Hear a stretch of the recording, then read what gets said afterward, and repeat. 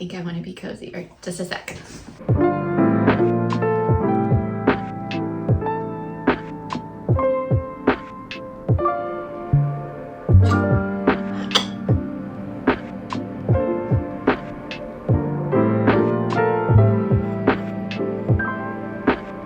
I'm excited to have you join me this morning for my petit déjeuner, my little French breakfast, which, to be perfectly honest, I do not eat breakfast like this every day. In fact, I keep thinking that as my family is watching this, they're probably, I keep hearing the liar from Princess Bride.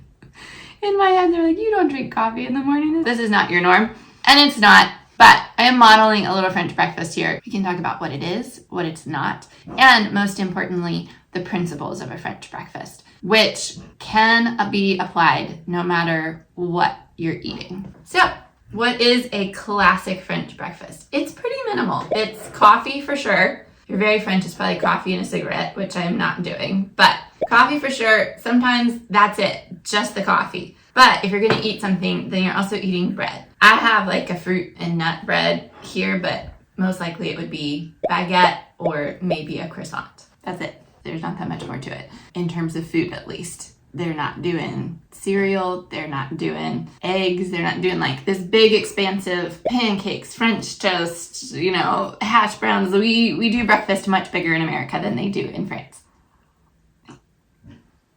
Oh, and the butter. Don't forget the butter. That is an important component that goes with the bread. Why is it so simple? And what can we learn from the simplicity of a little French breakfast?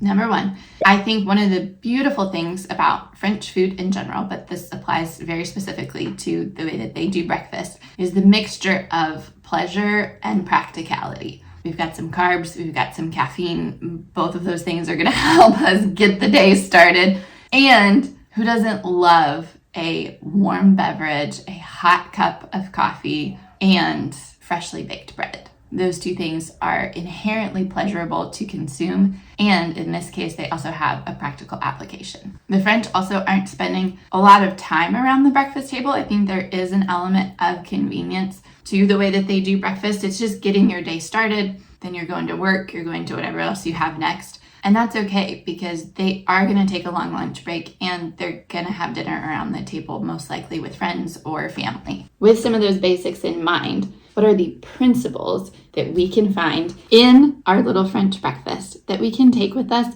no matter what we eat or how we necessarily decide to start our day? I'm going to break down 3 principles that I think are key. We'll do one for every spread that I have with me this morning. Number 1 is going to be the Nutella representation. Look at these mini jars. They're so cute. Number 1 is creating something, a routine that is going to be sustainable. They're not overdoing their breakfast, and a big part of that is you can then keep that routine every day because it's manageable. It's not something that feels out of line with your type of living, that feels counterintuitive to the way that you are already functioning. It's going to be something that goes hand in hand with the life that you already have and the kind of morning that you want to have. We want this to be something that we can replicate easily, that's easy to repeat, and that's simple. Don't overcomplicate it. For me, that actually isn't anything that has to do with food or eating breakfast. It's taking my vitamins every day. I have them by the kitchen sink, and that's the way that I start my day, is I take my vitamins. It's something simple. I can repeat it easily. It's a weekly rhythm to refill my vitamin container, and then a daily one to start the day with a little glass of water and taking my vitamins. Number 2, we're going to go apricot paste. Number 2 is finding a routine that encourages softness, a way to ease into the day, to show yourself some gentleness as the day is starting. In American culture in particular, I think we're pretty bad about rushing into the day, starting the day with some sort of chaos or stress or strenuous workout or something that kind of jolts you into the day instead of sliding or maybe easing our way into it a little bit more.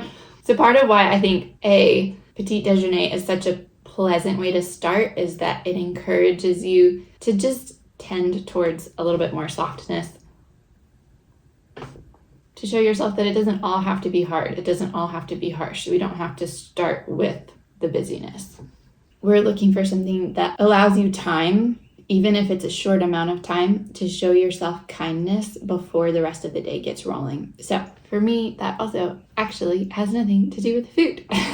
And for me, that means I take my dog for a walk first thing in the morning. That's the first thing that we do after I get up and kind of like get moving a little bit, get dressed, and then I put my shoes on and we go for a walk. And it's usually 15, 20, 25 minutes, but it gets my blood flowing, it gets my heart rate up just a little bit, and it actually really helps me wake up and wake up a little bit more slowly. So instead of like alarm goes off and jumping out of bed and immediately having to go into something, it allows me the time and the space to just get going, to move. I can listen to music, or I can listen to an audiobook, or nothing at all. Sometimes I call my parents who live in Germany because they've got a big time difference. Yeah, but it gives me a chance to connect with myself, to connect with my dog, to be outside in nature, to get some sunshine in my eyeballs. It's a great way to show kindness towards myself as the day is getting rolling. And number 3, we're going to do lemon curd. See if we can make the noise when it opens. Yeah, that was good. Number 3, lemon curd is something that establishes some level of self-care, which just means something that's caring towards ourselves. And this is where I would encourage the actual like sustenance and feeding ourselves part to come into play. Making sure that we're eating something that feels nourishing to our bodies. For me, I do love bread. I do eat it every day in some shape or form, but I do try really hard to start my day off with some fruits and veggies and some sort of protein source. Both of those things are really helpful for me as a woman in my late 30s, but also for days that I'm working. Since I own a restaurant, I still am in the kitchen cooking a decent amount during the week. And especially on the days where I'm in the kitchen, I've got to start with some protein, because on those days, I'm getting a breakfast and then I'm not getting lunch until usually like 3:30 or 4 p.m. So I need something that's going to help hold me through the day. Starting with just a piece of bread is not going to be enough for me. That looks like, I will do a protein heavy smoothie, or I've been doing like overnight oats and a Greek yogurt bowl kind of combined a lot recently. Sometimes I'll make eggs, but in more like a bowl that's got like veggies and other stuff in there. So it just depends on the day and how much time I actually have to make my food. But making something that's going to nourish my body, give me what I need to get through the day, is key. That's going to look different for every person because every person has different dietary needs, but that's what it looks like for me. The second thing, that was very good. That was my favorite of the 3 jams for sure. I kind of want to try a little bit of the lemon curd with a little bit of the Nutella though, and see how the chocolate and the lemon are together. Good, but I think just the lemon curd by itself that was the winner. That was the way to go. Oh, that's kind of nice. I saved it for last. I don't know if any of you do this, but I do, like when I'm eating my food, I very quickly identify which part of my meal is my favorite, and then I eat that last. I eat all the parts that are my least favorite first. I go in order from like least favorite to most favorite, so I like save the best part for last. So drop in the comments if there's an order that you eat your food in, because I know some people actually do it the reverse. They want to eat the thing that they liked best first while it's the freshest.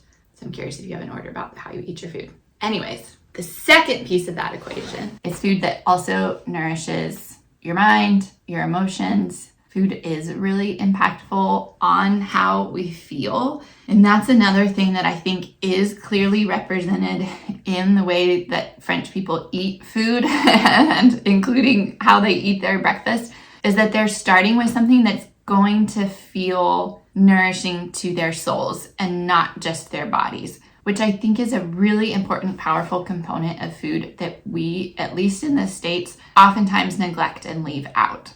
And especially with diet culture, kind of like this new swing of diet culture that's kind of like swept through, there's a lot of emphasis on just getting the nutrients. It's like, you got to get this much protein, you got to get this much fiber, you need to, all of those micro and macronutrients are obviously important to our overall health and well-being, and it can strip a lot of the joy out of eating, and it can strip a lot of the satisfaction and the actually feeling nourished and feeling fed and feeling satisfied and full out of it when you're looking at it strictly from a numbers game. And then I think we're kind of doing ourselves a disservice, because part of the purpose of eating, of gathering around a table, of sitting and enjoying a meal is the actual enjoyment of it. And that does a lot for our overall health and well-being too. There's something to be said for like that moment that I just had with the lemon curd, where it was like, wow, that was so good. Like it delighted my senses. That brought me some sense of joy. There sometimes is nothing more comforting or beautiful or magical than sitting down with a chunk of warm bread and just enjoying the hell out of it.